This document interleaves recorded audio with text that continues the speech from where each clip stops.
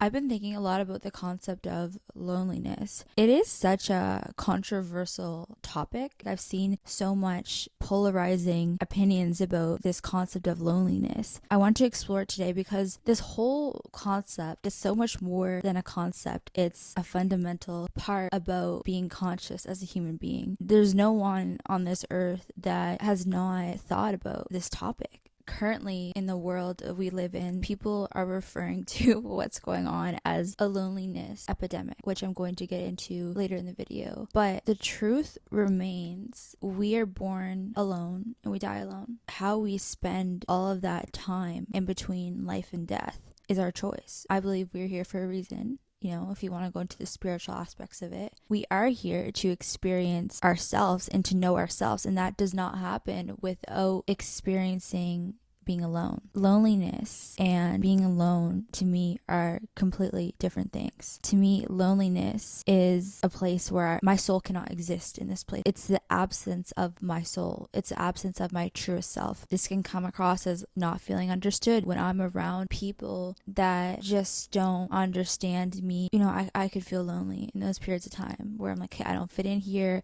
Because when I'm in a place where I just don't fit in, I do this thing where I'm not often in group settings, but if I were to be in a group setting, even in my family, like I'm just so weird and so awkward. If I were in a room full of my family, which I have not been in years, but if I used to be genuinely just so awkward. And if I did try to show aspects of my true self, I did not feel safe. My truest self did not feel safe to be expressed. And I do feel like that is what a lot of people experience when they experience loneliness. It's this lack of understanding. It's feeling alone in the world, like you don't have anyone that understands you. When I look back on my life and I look back to when I was a child, I always loved solitude. And when I think about what I love about life, I love those quiet hours in the morning when there's no one around, or at night. I actually love when it gets dark at 5 p.m. because it's so much more quiet, and it's like I don't have to feel guilty for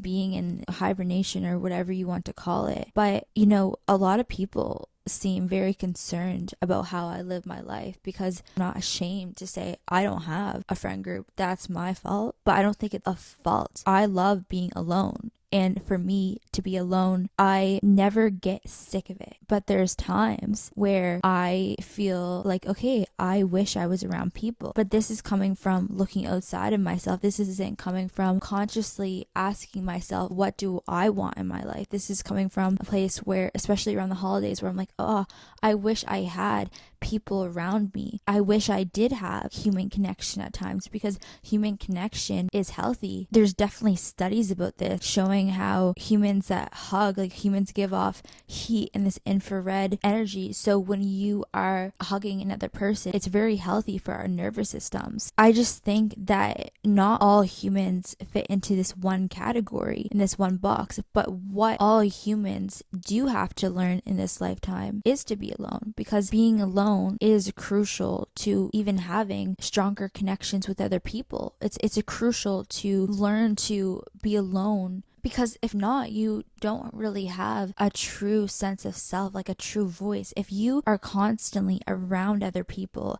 how are you supposed to self-reflect? How are you supposed to figure out like what is your voice? And I think a lot of people are terrified of being alone, which for me, this was more difficult for me to try to understand because I'm kind of on the opposite spectrum of that, where I'm alone probably more than 99% of people on this earth. Yes, there's consequences to that as well. When you're alone all the time, you are living inside your own consciousness. You have access to this universe that no one has access to, and it's the best way to know yourself. It's this private universe, this ecosystem. You get to know yourself on such a deep level if you want to go down this path of becoming someone or becoming yourself in this lifetime. Then that's crucial. You don't become yourself in a crowd. You become a reflection of the crowd. And a lot of people today are copy and paste. They are a reflection, even though I believe when we go back to who we were as children before the conditioning, before the shame, these people would have been different. They would have been unique in their own quirky ways, you know, because of how our conditioning works and people mirror each other. Many people become not who they are, not who they're meant to be, but they become someone that they're not. Even if you were to realize this at a certain point in your life, to transform and to make a change, you would have to enter into this loneliness period of becoming. And I think a lot of people struggle with this at the beginning. Like, they want to make a change, and that means kind of giving up what they know, giving up what's comfortable to them, being around friends, being around people that tell them who they are, to enter this void almost. But every transformation does demand this detachment for who you're being. And the truth is, becoming yourself or becoming who you want to be is very lonely, because a lot of the times when you step out from the crowd, you step out from 90% of people, these people will be like, well, why are you doing that? That's wrong. It will trigger something within someone else. So sometimes people will tell you things not for your best interest, to keep you stuck in that space, in that place of conformity, in that place of not figuring out who you are.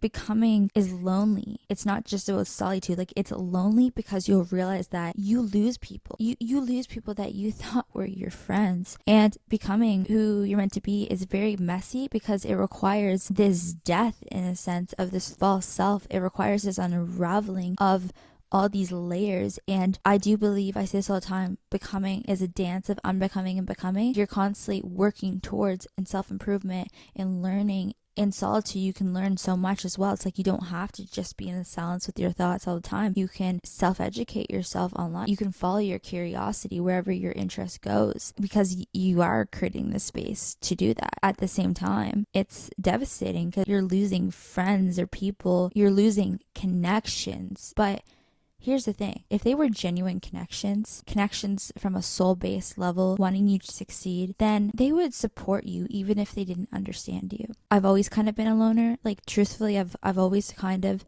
just been a loner. In high school and middle school, I had friends, but I never had someone that I was genuinely so close with on a soul level. And looking back, this is completely my fault as well, because I just never really tried to get to know people. Reflecting back, I just had friends that I grew up with, I guess, and we used to hang out when we were younger, and I was so quiet around these friends. I never had this girl group where I was close with and I would go drinking out with, because I just was so quiet around people. And to me, I'm like, okay, those were my closest friends. But it lacked so much depth. And it's not because they lacked depth or I lacked depth. It's just because our relationship lacked depth, and relationships, for them to be fulfilling, do require vulnerability and they require depth. And that's the basis of connection. It's not about having people around you. That's attachment. It's about connection, and that's what's fulfilling, and that is what humans need. Humans need connection and to be seen.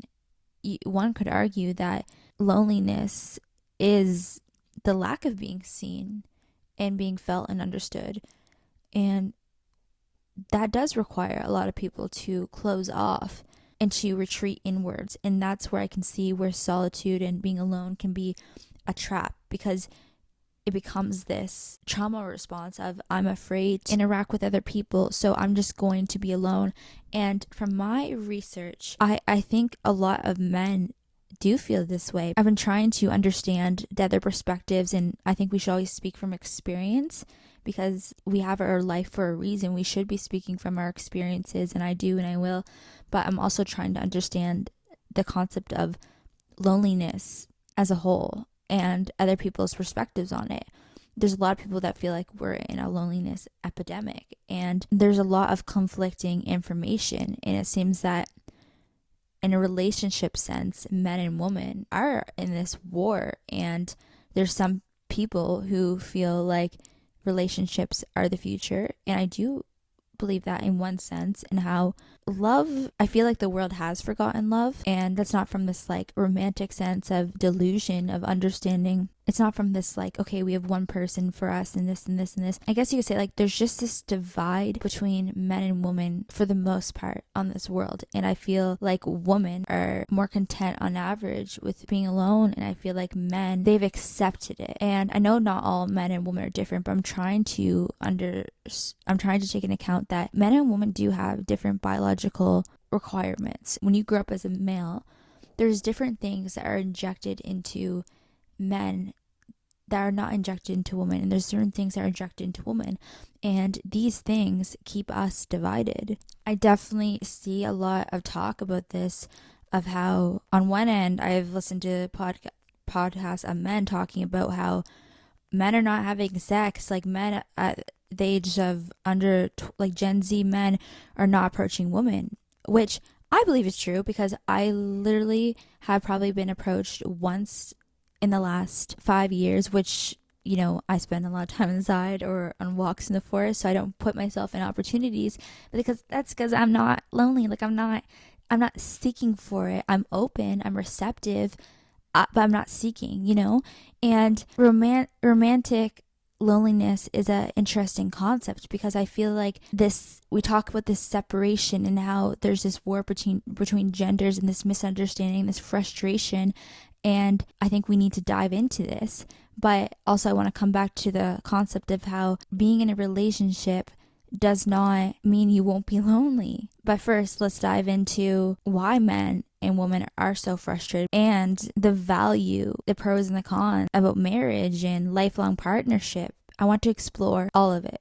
So I feel like women have this frustration with men on average, and every woman's different. You know, I'm just speaking from personal experiences and observations. So, but not from a projection, but from experience, okay? A lot of women, first off, have this anger towards men, because a lot of women have been through just extreme trauma from men. A lot of women, because of this, they close themselves off, and it's not their fault. It's not even their fault. That trauma affects us. Trauma can change the shape of your brain. It's not so easy to just say, okay, go heal yourself and then go try again for love. A lot of women are starting to, you know, feel like this man is not providing safety for me, and a lot of men do not provide that safety for women. There is this difference of understanding of how women operate in the world and how fearful women are. There is so much sexual assault. There's so much violence. Men are stronger. Men are, you know, a lot of women have been sexually assaulted. A lot of women have dated people who have told them they love them and treated them a certain way, and then they go and they're talking to their friends, and or, you know, they're recording them and then doing these vindictive shit, and it's about ego and it's about power, about control. A lot of women have seen the monsters that can exist within men. I think that after a couple experiences, which most women have had, and most women have not had actually any pleasant experiences with the male species, women start to be like, okay, well, I've done all this healing. Why would I give to someone who's just going to hurt me? Why would I give to someone who's just going to take from me? I think a lot of women also have realizing, okay, well, this reason I'm looking for this is because I want emotional connection. And you see this when women just start rambling and start talking, like they want emotional connection for the most part. And then when they realize that most men have been completely wired that emotion is wrong, it's not their fault. That's what they've been taught. It's the conditioning. It's the shame. Oh, this makes you weak. Oh, this makes you a simp. Like there's so much toxic masculinity out there, and all this stoicism that men do, this structure, this logic, that's all the opposite of what women want. Women want containment, but that's not like rigid structure. And I feel like there's just is a lack of understanding about masculinity, but that's also because they have not been taught that. Now, the thing is, women are naturally, biologically more self-reflecting creatures. Now, I know some people that are men and they self-reflect a lot more than some females that I know, again, on average. And women do want to be understood. So when a woman is not getting these things from a man, that is making a lot of women disconnect from their heart because they're realizing, okay, well, men don't look at women like love. Men look at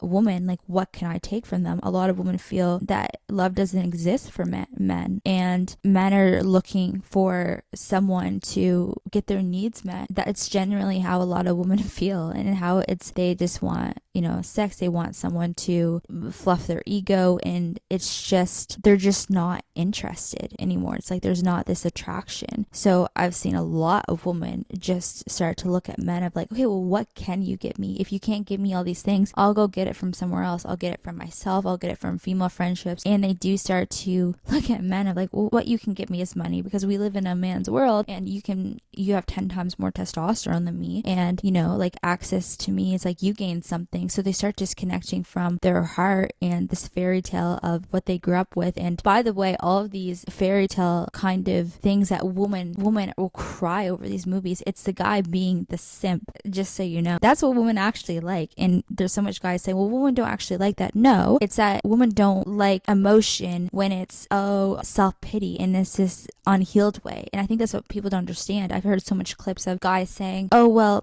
women say they want emotional availability or emotion, and it's okay to cry, but then I start doing it. I just think that it's in a way where a lot of the times it's in this like, I don't know, I just feel like, first of all, with the right woman, no, you can definitely cry, and I don't know, like, I'm not going to go into that right now. I don't want to get too much off topic and I don't know how to word that without causing tension. Anyways, back to what I was saying about the finance thing. So I feel like what I'm seeing is that a lot of women do disconnect from their heart, and they start to look at men as money, because they're like, okay, well, I'll just choose my own solitude, and that's what they can do, and I'll just never have that kind of love in relationship and intimacy from a male partner. Now, for me, that's not who I am. Like, I've never received money from a guy. I'm very aware that there's so many women out here doing that. I do understand women that are like this, because they're just putting themselves first. And, at times, like, I have to go into my masculine energy, which is fine, to support myself or to make money. And I'm a purpose-driven woman. But at the same time, sometimes I'm like, oh, I wish I did have someone to support me and someone that I could lean on. But, then I think about that. I think about a relationship, and what comes to my mind is very different than what used to come to my mind. I used to crave intimacy and connection, but then I did do so much healing on myself, and now I just feel fulfillment. I genuinely feel fulfillment when I am creating from within. And I think this is very different than having a career. Having a job and having these things is very different than having a purpose. Because when you have a purpose, it's like you are connecting to the portal within you. You're connecting to your divine birthright. And that is connecting to life force energy itself. So I believe if you do a lot of work on yourself, and you become whole on your own, and you experience, I don't know if this is the correct term, like, I don't know all the lingo, whatever, shakati or something, is a lot of women have experienced this unconditional love through healing within themselves. And it's like this warm, radiant energy, and you don't feel lack, you feel whole. You don't feel empty. You just feel complete. And you start to look at relationships as something where, well, I'm not lacking anything. So if you are not lacking anything, then why go seek it? Like, if you have that within, you do have, I feel like I have that inner masculine and inner feminine. I have that, whatever. I don't feel like I need anyone, but this is not coming again from this place of like, I don't need anyone. I want to do this all myself. No, that's not where it's coming from. And I think there is a lot of women that are just traumatized, rightfully so, and they are coming from that place where like, don't touch me. And that's, they're allowed to be like that, like they have been traumatized. And I don't even think sexual assault, like going back to that concept of sexual assault, because unfortunately, like, that is why so much women don't feel safe, is because women feel like men are dogs, and they just will have sex with your armpit if you let them. But also, it's like, we don't understand men, and we don't understand their struggles. I think it's very dangerous we can't just talk about the struggles that our women are going through and not talk about the struggles that men are going through as well. And I think a lot of the struggles that men do go through is with sex because men have higher testosterone. And I'm not saying that makes sexual assault or anything okay. And, with porn and with all these things that from my research are really ruining young men and taking away this ability to create intimacy. I have seen a lot about how a lot of women that are single don't feel lonely and they thrive, but men that are single mostly don't thrive as well. Like they thrive better in relationships. And I often wonder, is that because of that feminine energy or that life force energy which women can access easier because women have this portal within? I often wonder, is that why? Or maybe it's because men have been taught to suppress their emotions and to not self-reflect as much, so it's just not as intuitive for men. And it's interesting because there is a crisis of what's happened to women in society and what's also happened to men. It's not just that men are becoming extinct, which actually could be this possibility of men becoming more extinct and this becoming a female dominant world. I mean, I'm not talking in terms of the patriarchy collapsing, which is happening, and how women are evolving. I'm not talking about that. I'm talking about how there's going to be less biological men being born because collectively women have so much, again going back to what I said with this, there's so much anger towards men. And I think that the whole reason there's anger towards men is because men had anger towards women in the first place. Why is it though that men have this anger towards women? Because I don't think it's just this assault is all about sex as well, even though men struggle with that and testosterone and all that stuff like I mentioned. I do think it's about power and ego and control and this hatred towards women. I don't think a lot of men like women either. Again, going back to this core divide, there's a divide in all of humanity and not just men and women. And you look at how we treat the animals and everything conscious is just at this like screeching, uncomfortable abruptness with one another, how there's so much stealing, how there's violence.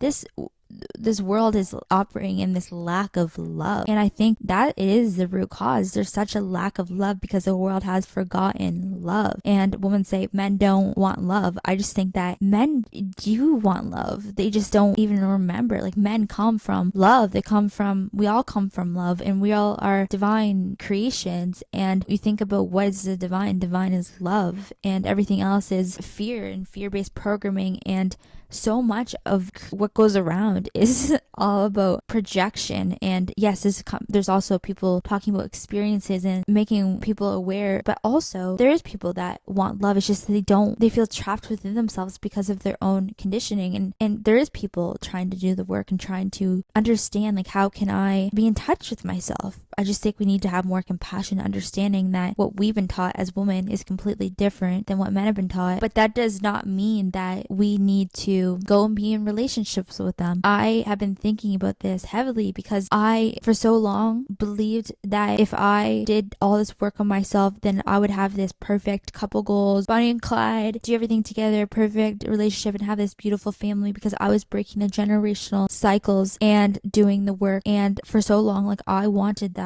I wanted that picture perfect fence family, but I know that wanting that and obtaining that in this life is a very different realities, because a lot of people want that. And in one sense, it's a bit delusional because of the dysfunction in this world. I do feel like that should be the norm. It should be the norm that we have harmonious family units that are healed and homes are safe. Wow, what an ideal world where kids grow up in their homes and they feel safe, so it's not contributing to this divide. And I do think that children are the future, and how we raise our kids and if we do the work on ourselves, we carry the DNA of our ancestors within us. We carry so much information within us. So when we are breaking the cycles, we are rewiring our DNA, we are changing things within ourselves. Alignment's a real thing. So when you align to someone that is more on your path and going into a more spiritual perspective on this, we do meet people where we are. And this is not always true, because sometimes, as if you're an empath, a lot of empaths tend to meet more evil narcissistic people that take advantage of them but that's for a reason as well. It's because they need to learn boundaries, and they need to learn self-love, and they need to learn not to have codependence, and they need to meet these people cycle time and time again until they become hard, but until they learn that they learn what love is and how it comes from within, and how healthy love is about sharing that connection. Really, like you can find someone you like, you can find someone you're attracted to. I mean, it's easier for some than other people. For me, it's a miracle. It's a miracle for me to, because I'm not on dating apps, I'm not on these things. Like, it is a miracle for me to come across someone that I am actually curious about or interested in or attracted to. Miracle. But for other people, they're attracted to a variety of sorts of people, and it's easier for them to be interested in other people. But for me, I have my weird hyperfixations on life and death and philosophy, and it's more narrow. Anyways, what was I saying? Right. So I do feel like a lot of people look at love as this completion. Like, okay, I'm lacking this. I have this void within me. I don't feel comfortable, so I'm going to go look for this thing outside of myself, and they're going to give it to me. And I think that is the danger of relationships in general, not just about love. It's like you are looking for them to fill something within yourself. But I think that love and real connection is not about lack at all. It's not about feeling this hole. It's about recognition, whether it's recognition of the souls, and it's about you do feel safe, and it's about genuineness, and not from this wounded place. It's from harmony and having that inner union and inner wholeness within yourself. So when two whole people come together in relationships, whether it's romantic or platonic, you are just supporting one another, and you're just sharing that love. It's this person loves themselves, this person loves themselves, and you're sharing that love because it's not from this lack and taking. It's from constantly giving, and it's just abundant. But you do first have to become abundant within. And the thing about that is that when you do this work and you do the healing and you do become abundant within, it's exuding within you, no longer feel lack. You start to think about, do I actually want this now? Do I actually want a relationship? And when you don't really have that, like, oh, I want human connection, I want my person, like, we don't really have that anymore because you don't have that lack of it. You have to start to think about your personal life and get really clear on what you want, because we can talk about humans as a whole and what humans need and what's healthy for humans, but humans are much more intricate than we give credit to, and there's so much that science is not even proven, because we are spiritual beings having this human experience, and there's just so much about humans, and we are complex creatures, and I love that. You do need the solitude again to gain the clarity of what do you want. Relationships are mirrors.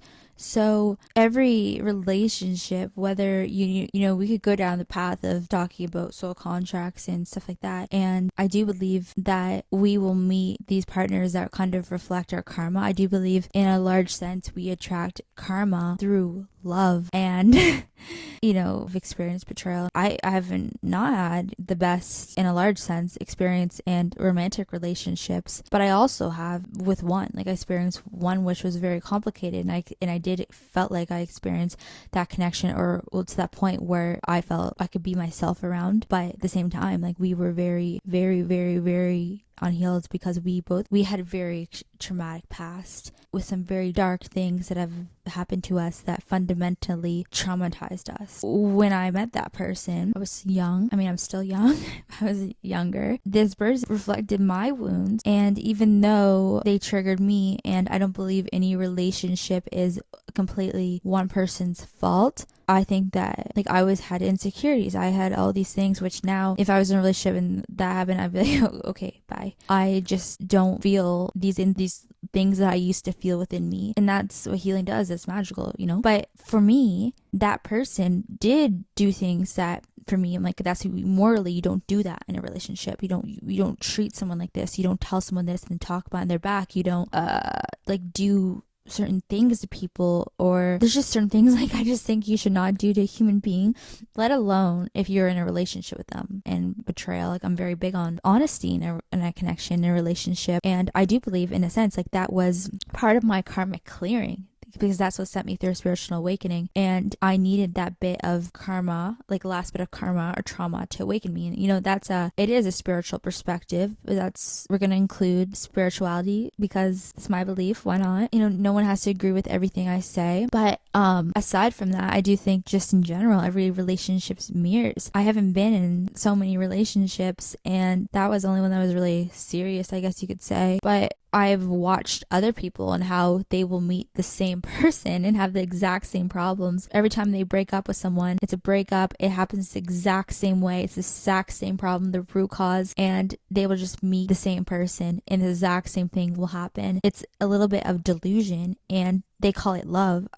You realize that what so many people call love is really just like attachment. And I think that actually the loneliness epidemic, or whatever you want to call it, is not reserved for people that are single. I think that some people that are single are some of the most thriving people and they're not lonely. But I think people in relationships are far more lonely than some people that are single. And I guess it just depends. Being in a relationship does not guarantee that you won't be lonely. And it's interesting because it seems that so many people are concerned for Gen Z. Like it seems that so many people are concerned for people in this generation particularly, but in how Gen Z is just, I want to be alone or I'm lonely. I don't know. It seems a lot of millennials or people are talking about Gen Z and how we're not doing okay. And maybe from statistics wise, that is true. But there's just so many factors to look at. I also don't think that a relationship should be 100% smooth all the time, because it's okay to have some friction in a relationship. And if you do have that connection with someone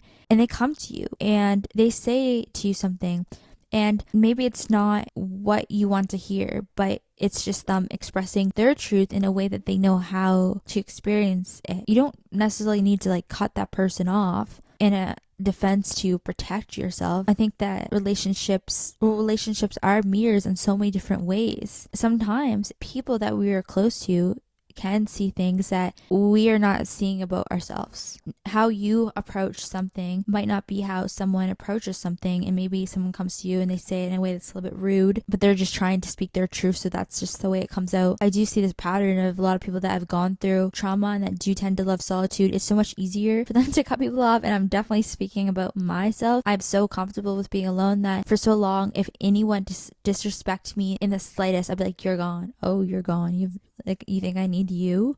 You think I need you? I don't need anyone. Thanks to everyone for, making me hyper independent. But yeah, like hyper independence can be this trauma response. And I'm speaking as someone who is not chronically, I am hyper independent, but I've always been that way. I've been that way before vile experiences with the male species. I have been hyper independent. I'm gonna get into that. Why do I think I am so independent? First of all, I don't think my independence is this trauma response. I think it was for a period of time where if someone close to me said something, I was like, well, whatever, I don't need you. Now there's people in my life, family, that I went no contact with all this stuff for so long because I'm like, you don't get me, you don't get me. They don't have to understand me. That's another thing about relationships. Not everyone has to meet you at your depth. And I think that for most people, we're like, well, okay, well, if this person is just draining me and I just feel like I'm giving to them and they don't understand me, like, why am I going to invest energy into that person? Which is completely fair, and I definitely think it's fair. But I think when it comes to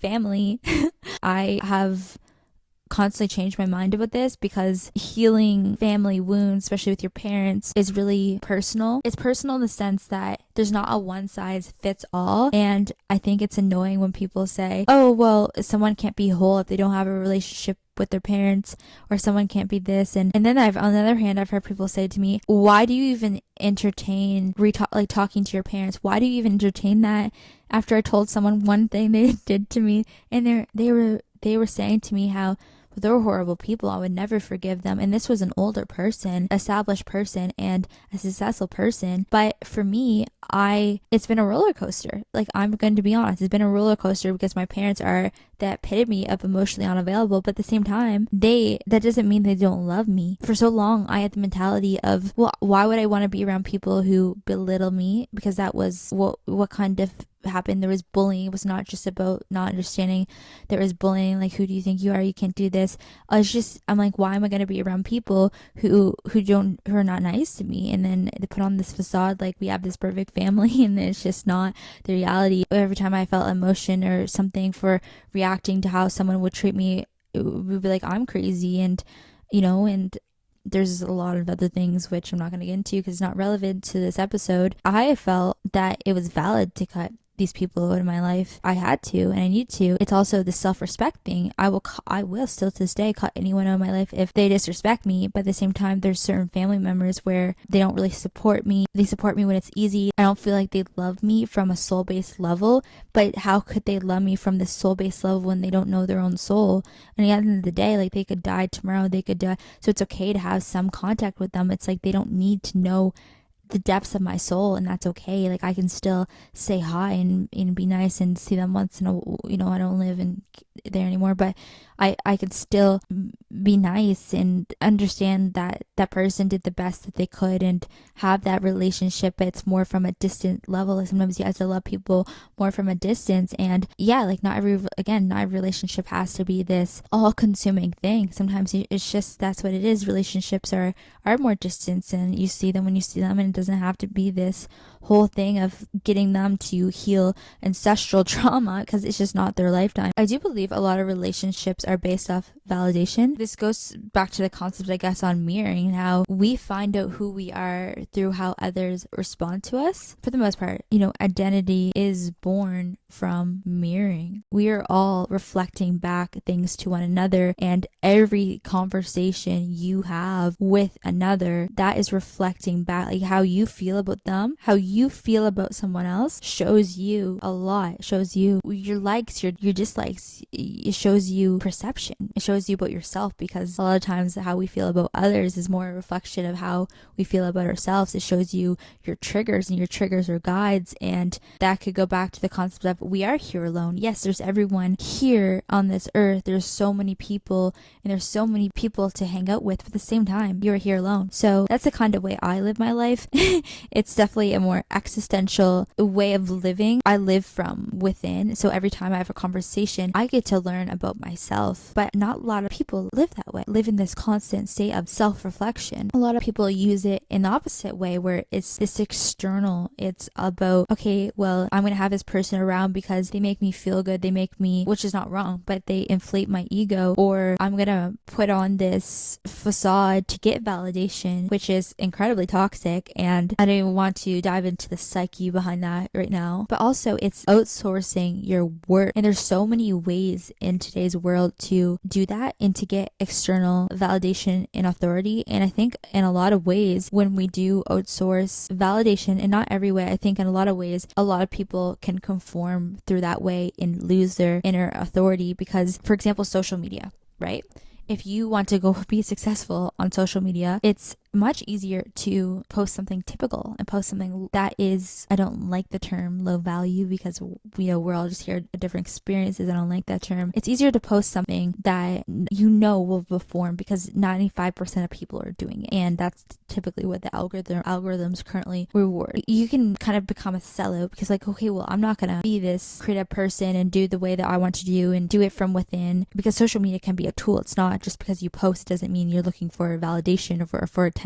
First of all, if you're going to be different, you have to validate yourself. If you validate yourself, you don't need validation from other people. But a lot of people use it as a way to get validation off of, I don't want to say posting your body, because I don't think that your body is a sex object, and posting your body is this one size fits all. Like, not everyone that posts a picture of their body is doing it for attention. Maybe they're doing it for self-expression. Again, I sometimes dance around these topics because not everything is so definable and put in these like little boxes, like, oh, men and women need to come together. Men and women need to do this. A woman who posts online, or her validation, it's just not everything is so black and white. Apparently, a lot of men think that women don't want relationships because they can post online. They can get validation from thousands of men in a matter of seconds. And in a relationship, well, a man's never going to be able to compete with that, because he's never going to be able to compete with that, because, like, I'm just one person. I've heard that so many times. I really do think that there's something about a lot of women that get a lot of attention from men are the most loyal girls. Because when you get a lot of attention from men, you see the side of men, of how 95% of men who walk down the street, they're with their wife, and they'll look at you, and you'll feel that woman's unsafety. You'll feel her jealousy. You'll feel her wrath. That you feel the energy, and you see how he's not paying attention and protecting her and shielding her. He's looking at you, and how that happens 95% of the time. I think a lot of women who do post online, and especially make money from it, I think they actually look look at men as like, oh, a lost cause, like whatever. A lot of women who do that, surprisingly, are just so loyal. Like they want one person that loves them for their soul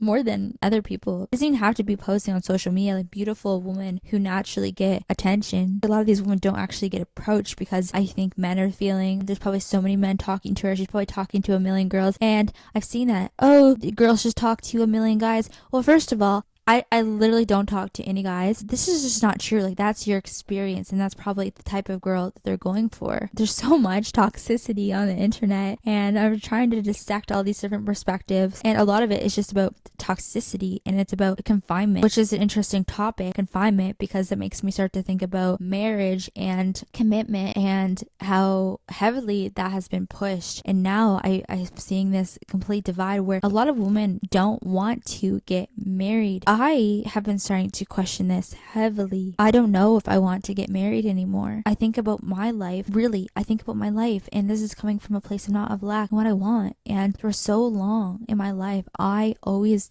wanted kids. I always did. It was not a question. It was not a question. I wanted kids. I wanted 4 kids. I wanted 2 girls, 2 guys, even though, you know, divine's plan. And I wanted to get married. I really did. And I've been trying to reflect, why did I want this? Why did I want to get married? And I think a lot of it goes back to childhood. For me, my situation, I think, is kind of unique because I saw how my grandparents were married, right? And my grandparents were married forever. And when I was younger, I thought, more so than now, I thought that's beautiful. They created this entire large family, and my family was close. We're not close anymore, but as a whole, we were close, and they created this whole family. And on Thanksgivings, all the cousins and everyone would come together, and I loved that. I loved having a family. They would travel together, and they would do these things, and they had a home. I just felt like it was so beautiful. Why wouldn't you want that? But on the other hand, my parents had a very bad divorce. So I've seen both extremes of my grandma wears a love locket around her neck. My grandfather passed away, and she refers to him as his husband, and there's that kind of the mentality of, okay, you mate with one person for life, and I always wanted that. And it's only until very recently that I'm very heavily questioning and starting to lean more towards the other side of, I want to be single forever. And this is not, again, this lack thing. It's from this deep self-reflection and awareness about what I want in my life. I am very, very, very, very independent, but I don't operate in a way that my independence is me hustling. I don't hustle at all. Like, I am constantly taking care of myself. Self-care is my priority. I follow the rhythm. I follow my body. I move intuitively. So I'm not here hustling, doing this career, building something for someone else. I'm connecting to my intuition and following that path, right? So I think it's different when you are following something outside of yourself, because of course something outside of yourself is never going to fulfill you. But when you're following your divine birthright and like what you genuinely came on earth to do, that comes from within. So that's going to fulfill you. And women, I believe, have been lied to about their purpose. I believe I had to come from this upbringing where my parents were incredibly toxic, and how my mom was a housewife, and how when my parents got divorced, it was incredibly toxic. I'll explain my parents' divorce. Why not? Lawyers told my mom that this is the worst divorce in our entire record. We have never seen anything like this. This should be made into a TV show. And it was toxic. My parents are very emotionally immature, and they would call the cops on one another consistently. Our schedule was so ridiculous, and it'd be like one day here, one day here, back. They would fight if my dad showed up 30 minutes early. My mom would call the cops, vice versa. Hate each other, talk shit about each other to me, because my sister was out partying, never listened. My brother was playing video games, so I got both perspectives to the details of how your mom's this way, your dad. I was their therapist, okay? So, which is not healthy, but I do believe everything happens for a reason. But because of this, I learned to not rely on a man. My mom did teach me to not rely on a man, because the thing is, my dad was handed this business from my grandfather. My grandfather was an entrepreneur, and this this was the family that was together. My grandparents, they were together. I always valued their life and everything they built, and how my grandmother was this artist. And that's another story I'm going to get into about why I do believe this perspective and this experience has led me to where I am today, and to have this perspective. And even when I was younger, before being traumatized, I guess, by the male species, even though I feel like I've healed from that, I know not all men are evil. My brother is a very beautiful man and emotionally, in touch with himself and stuff like that. I don't think that at all. But I was like this before. My guidance counselor in high school, he said, I've never seen anyone with more ambition. I've been working here 20 years. I've always had this ambition. Actually, I feel like my ambition is completely reduced after spiritually awakening. I feel like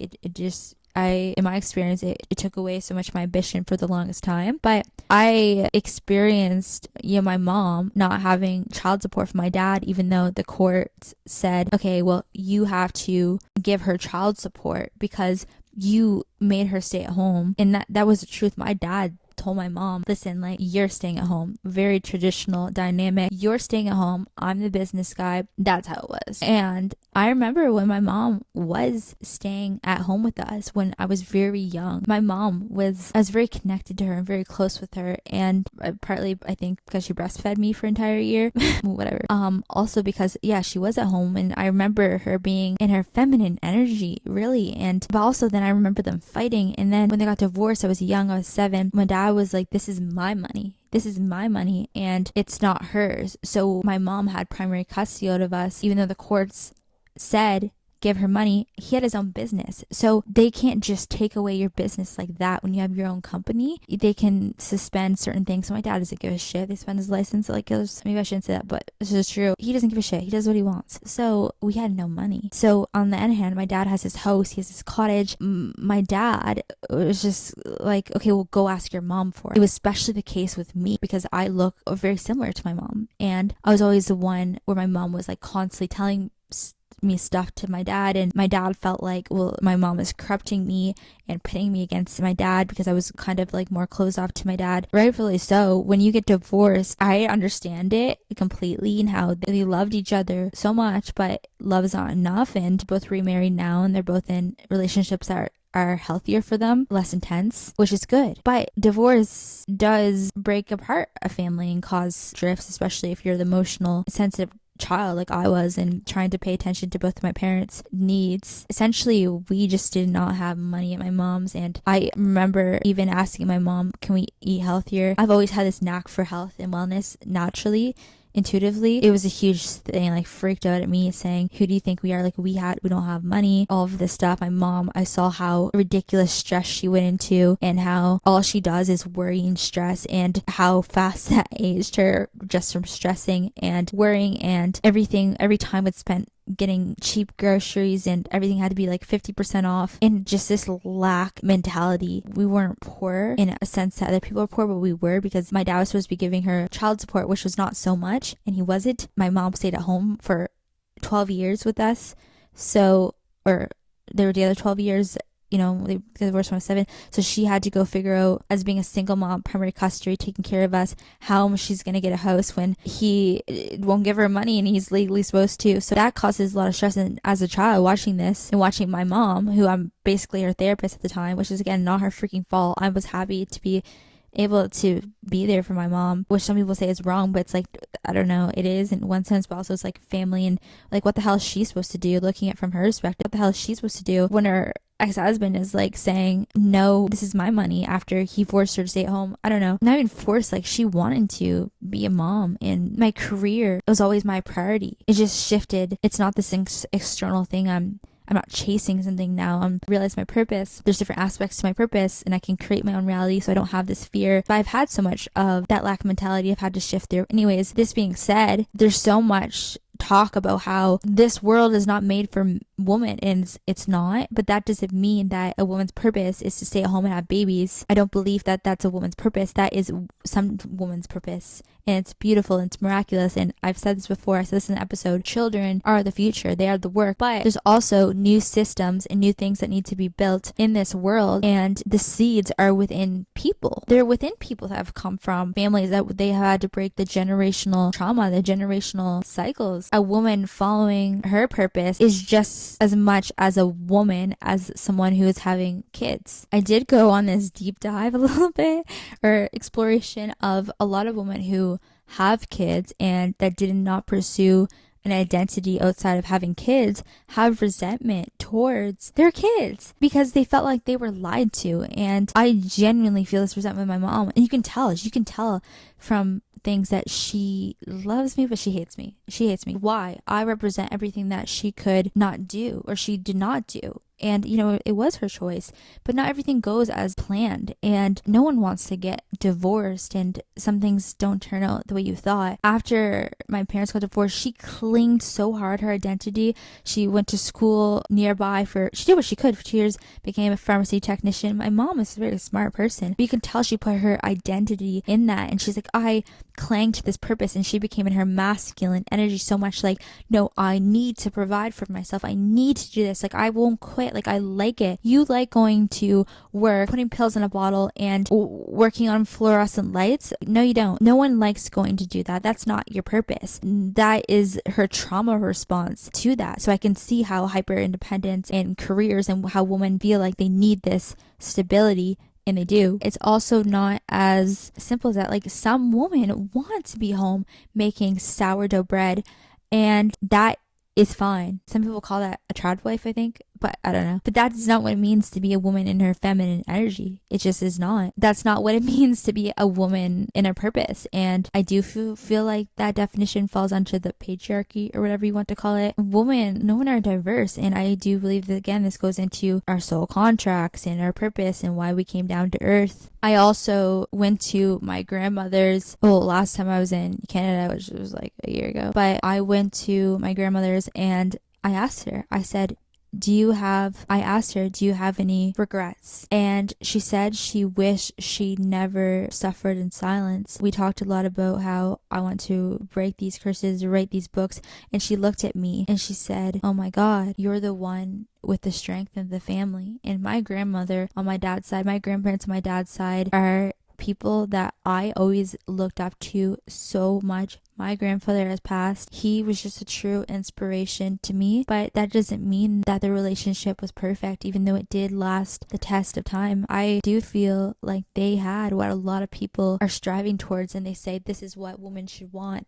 Why was I doing this? This is what women should want. But coming from it and having that perspective of how women do feel this call, a lot of women do feel this call to purpose and be more. And it's interesting because a lot of men talk about, a woman's purpose and it's all about having babies, but like, you are not a woman. What do you know about women's desires and a woman's purpose? Even though my grandmother was an artist, she still paints to this day beautiful paintings, has done amazing things within the communities around where I'm from, and at the hospital, the closest hospital, the one I was born in, she actually started this thing where now you walk in the hospital, there's tons of paintings all in the hospital. And years and years and years ago, she started that, where she would put her paintings in there and then they would sell, and then she would donate the money or something like that.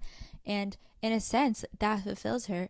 But my grandmother always had these large dreams where she wanted to leave Nova Scotia or go to New York or do these things. But my grandfather was a visionary. There were times where he would say to her, and she clearly had resentment towards this when I would talk about this with her, he would say to her, no, well, I need you to be home with the kids. They had 4 kids. Or he would make her go to like New York Fashion Week shows and to get designer clothing for this store that he made her do for this kind of society thing. And she had resentment towards that, and she wished at times that she was free.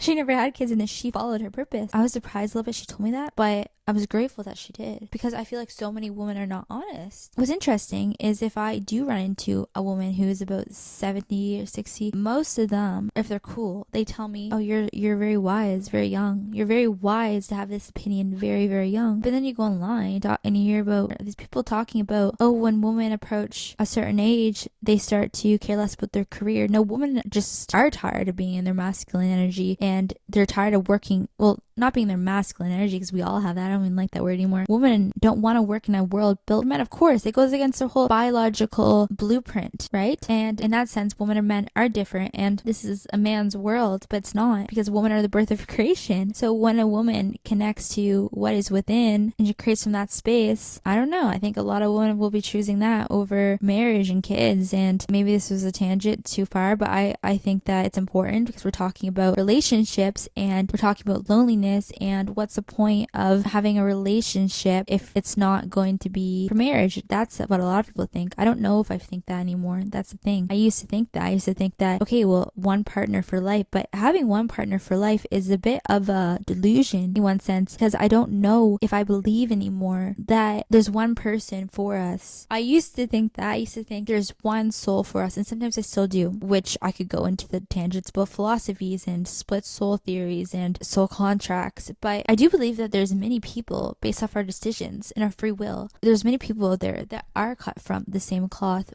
but we don't necessarily, we come into contact with them based off our frequency. I think it's a mixture of things. It's not just about alignment, it's not just about frequency, it's about where we are with our soul contracts, because I do believe that before we come to earth that we do choose a certain particular life, but we also have free will. And I think free will, we have a lot more of it than we think we do. I mean, that's the whole point, right? Of free will, of free choice. Love is freedom. Marriage is containment. If you love someone, why does it have to be forever? Why does it have to be till death do us part? I think that some people want that. They want that relationship where you are willing to grow together. Because the thing is, if you're getting married because you're in love, well, marriage requires a lot more than love. It requires mutual respect. And a lot of people don't respect their partners. Let me tell you that. Nope, they don't. They have, a lot of people have animosity towards their partners, but they still get married, and it's a little bit delusional in my opinion. And people stay in marriages because they think that that's what they should do. It's really weird for me to have this perspective, because again, I always felt like I wanted that. I always felt like I wanted to get married, but now something shifted in my mind. Maybe I will get married, you know, if I do find a person for me and I think, well, we're gonna grow together and we're gonna commit to this partnership for life, and if you get sick, I'll take care of you and all of this. Actually, I think I read this study about some crazy percentage of men would leave women if they got sick, and that kind of love and commitment is a lot. I think a lot of people benefit off of commitment and stuff like that, but I don't know, to tie yourself to another for life until death do us part, why do that? We I guess to have a family. I don't know if it's the right way to do relationships anymore, because I just don't think there is this right way. And maybe it's lack mentality. It's okay, well, I'm getting old, I need to find someone. But you can find someone at 50 and you can be in a relationship for 2 years and you both learn lessons and you share love or you share experiences. Or you can have, you know, I think there's all this fear about, oh my god, you entered your mid-20s, you're still single, oh my god, you're not dating? You're not dating? Like, what is wrong with you? Are you lesbian? Seriously, it is a crime, apparently, to enter your mid-20s and to not be dating. I don't have a fear of being alone, unless that means I'm at the grocery store. I don't know where I'm going to meet someone, really. So I met this guy on the plane one time, and actually I kind of like him. I was like, I'm actually attracted to this guy. But he was kind of rude towards me, actually. Which he was playing these games, which I can tell, because I can pattern recognition. I can tell that he was trying to play these games with me to get me to like him more, and I was like, this is not my thing. And he said, I'm gonna be alone forever because I don't answer him. The nicest thing he ever did was text me from the Louvre. He was at the Louvre and he was texting me, and he was comparing me, trying to distinguish if I was more comparable to this giant, what was it? It was like this animal, this lion with this like weird open eyes like this, or the Mona Lisa. And I'm like, that's kind of cute. Then he was telling me how it symbolizes how it was love at first sight when he met me. But then he would be rude to me. So I'm like, you know what? I'm not talking to you anymore. That's so extensive. I'm like, that's not really romantic. But maybe romantic love is this facade we put on. Maybe romantic love is this delusion. I don't think marriage is a delusion. I think it's a real serious commitment. You know, a lot of people don't take it seriously. Again, that's fine. They don't have to take it seriously. People can do what they want. people can have a relationship every 2 years.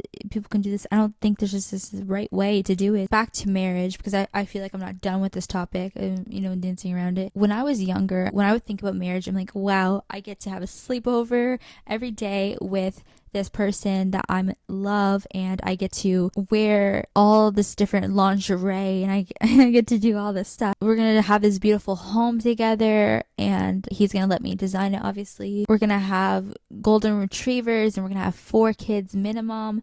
I had this vision, right? And I still do have that vision. I still sometimes I'm like, okay. But then I do feel like a lot of that, again, is conditioning. And when I think about this vision, I think about to have this, it's kind of like this transactional thing, and how much of it is genuine. To achieve this vision, so much energy and attention and emotional labor and presence would have to go into this. Also, life never really goes as you planned, right? And if I have kids, I'd never want to be one of those parents that projects things onto my kids. I want to go after what I want and what I desire, so I'm not here holding up these intense expectations and looking at my kids like, oh, you're not good enough, you're not this, like, why aren't you doing this? Holding my kids to the societal expectation of how to act. Because my parents said to me when I left my thing in society, my mom's like, you're a disappointment to this family. I never felt actually loved for who I was. I think a lot of people have kids for this vision, so that's already this red flag. But then when I think about deeper, I think about, no, I always wanted kids because I want that connection, that love. And I think that's why a lot of people have kids as well, because they want that love from another being. But now that I'm following my purpose, this desire to have kids is just gone. And part of me, when I think about it, yeah, I want that. But is it coming from a place of conditioning again? Where is it coming from? Because I don't need that love. Yes, I can have love to give,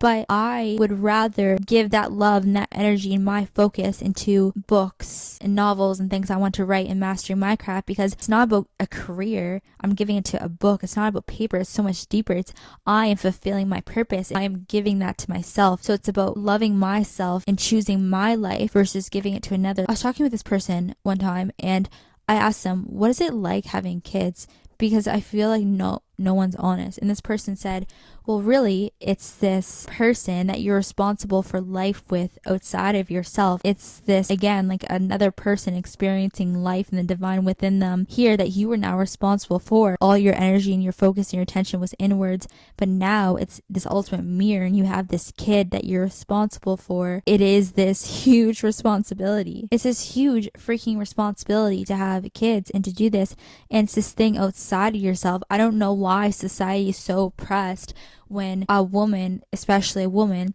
decides that she does not want kids because she decides that she is fulfilling whatever. Even though this person or these people are going to be a part of you, because kids are your DNA, but they're also their own individuals. In a way, you're giving up some of you. So why is it so wrong to choose your life over another person's life? It is a lot of self-love for the most part. But again, people do it from being traumatized.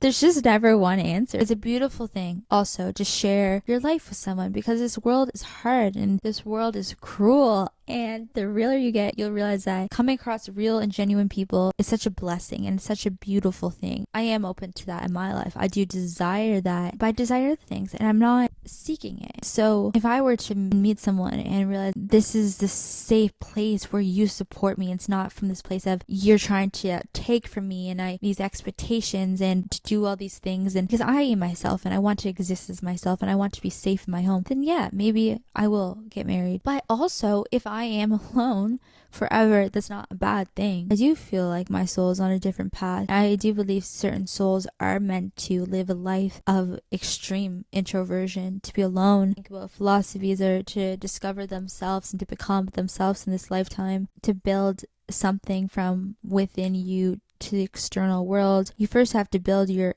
inner world, and that does take a lot of alone time. Also, when you are a deep thinker and you do have depth, that really does narrow compatibility. The more self-aware you become, the fewer people that can meet you, because when you are self-aware and you do love your own solitude, you shouldn't be around people who dilute you. If a relationship costs you your identity, you can't be yourself, then it's not love. And why have any relationship that's not built off of love? I do think more long-lasting relationships would thrive if marriages per se, if people were all also like less codependent.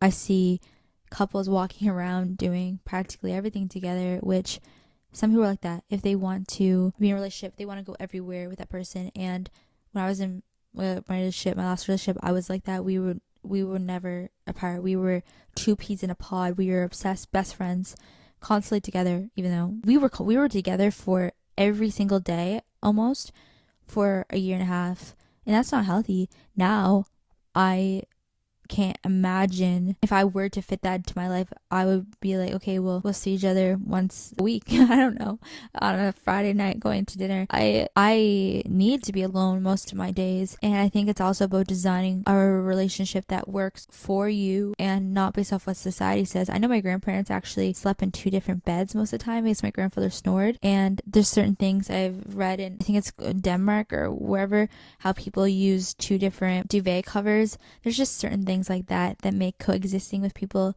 easier. But I think coexisting is a weird concept, especially if you have been alone for so long. Many people seek for love because they are seeking for that completion, but it's not about completion. It's about companionship and sharing what is already complete with another individuated human. If happiness is not created by yourself and you're not responsible for your own happiness, then that will just cause a codependent relationship, and that is not, again, about connection. It's about attachment. Sometimes I do think we are here to be alone and everything else is an illusion. We are these free human beings. And I wonder, do we have relationships with people because we can't just exist freely? The way I operate is that I value resonance. I like intellectual conversations, and this is how I would want to live life. Once in a while, I'd have more so acquaintances or friends where if they're in the same town or city as me and we both value each other's company, it's like, let's go to dinner, let's have a really good conversation under a candlelight dinner, or or let's go on this adventure, and it doesn't have to be this attachment. Now maybe that is harder when it comes to male and female dynamics, because I've realized that I don't think I can really have male friends, because I've tried in the past, because I've just looked at humans as humans and not trying to put this divide between genders. But I've realized that there's usually an intention with these men, which is, it's not wrong, but I'm treating them as a friend and they're trying to sleep with me or to date me. They're being strategic and it's not a genuine company. So there's that. And then a lot of women in the past have tend to talk behind my back and stuff like this. So I definitely feel like I'm on this path of solitude and individuation, also this path of becoming who I'm meant to be. Nothing's an accident. I could find people if I want to, but that's the thing, I don't want to. I don't crave to be around other people. I want to be alone, and the world is constantly telling me this is wrong. Oh, women are lonely. Women will wake up one day and realize it's too late. I feel like this is just all fear mongering. This is all lack mentality. I am here to experience life. I'm here to live my life. Finally starting to realize I don't want to just give my life to another. I want to live the life that I was created to live. And there's nothing wrong with that. It's beautiful. Sometimes I think that we all are here to be alone, and sometimes relationships are about coping. Now, I know that's not true. I know humans need connection, but sometimes I do feel like that because we do die alone. And relationships have, again, become about attachment and not connection.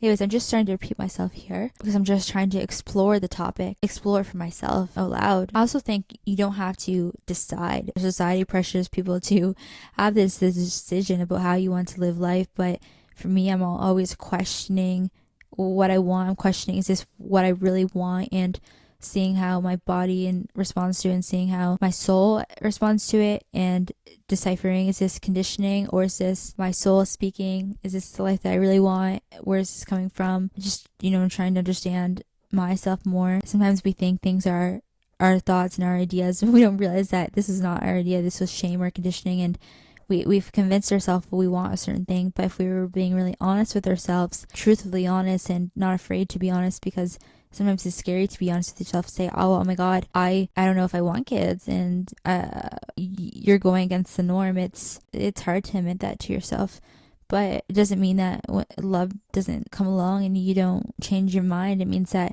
the thing is, I want to be so in love that I want to get married, but also understand it's not just about love. It's from this, okay, yeah, you would be a good lifelong partner. Like, let's make a commitment to grow together and build a family. Because if I do have a family, I very much want it to be stable and long lasting. And for my kids, like, I've done so much work on healing myself that if I have kids, I'm trying to break the cycle so they would not have to. But I do think the real journey is, which I don't know if anyone has ever mastered, to be open hearted and receptive to love, but also self-aware and aware of cycles, and trying to be understanding of, like, okay, am I repeating this cycle? Is this a red flag? Because if you ignore red flags, they do come back to bite you. Typically, love is something I do feel is important. I mean, it's the future, and relationships are the future. So it's hard. It does feel a little bit, I don't know what the word is, but it does feel a little bit weird to say, okay, well, kids are the future and relationships are the future, and to sit here and say, I don't know if I really want a relationship anymore. And everyone has a different part in their different role of building a new harmonious earth in society. And I'd be pretty shocked if I didn't have kids, but I'm like, okay, well, I don't know. I don't want to give myself fully to a person. I don't have to. That's the thing. I can create the rules. So I do have love to give. I have enough love to give that I could give love to a family. I could give love to a partner, because I just love. I am full of it. And I think that is when love becomes free, when you don't need it from a family, you don't need it from a partner, you just have it to give, which I could spiral into that thought and talk about how resentment builds though when you don't receive it. But I think that's the part about doing the work on yourself and coming into this state of wholeness, and you don't need it. And how do you do that? You do that by sitting with yourself, sitting through discomfort, sifting through uncomfortable things, and understanding, like, you have yourself, so you don't really need anything else. You have yourself and you're infinitely valuable, and you came to earth for a certain reason. Wholeness, because when you have that, you don't need anyone else's presence or approval, and you're not chasing a career, you're not chasing these things, because you have that connection within yourself. I don't think it's really healthy to say, well, there's that loneliness epidemic, and to say, well, relationships would fix that. There's a loneliness epidemic because people don't know themselves. When you don't know yourself, of course you're going to be lonely. Of course you're going to feel uncomfortable in this void when you don't know who you are. And we do live in this world where most people do not know who they are because of the conditioning and the shame. I say this all the time because it always goes back to it, but it's just the reality and the truth. When you find yourself, you're not lonely. When you get to that point, many relationships would dilute the intimacy within yourself. They wouldn't strengthen it. It would take a very special kind of relationship to strengthen intimacy within my life. But I do think you get to a point where no, it could be something so harmonious when you do that work in yourself. Anyways, I do feel like I'm starting to repeat myself and going back to the cycle, but that's just how it is. Everything goes back to paradoxes. Everything repeats. Everything is just constantly leading back to the core concept of how becoming yourself is not lonely, it's relating. That's rare expectation. Loneliness stems from fear of intimacy, fear of being vulnerable, and fear of being their true selves. You cannot have real connection if you are living a lie and you are not living a truthful life.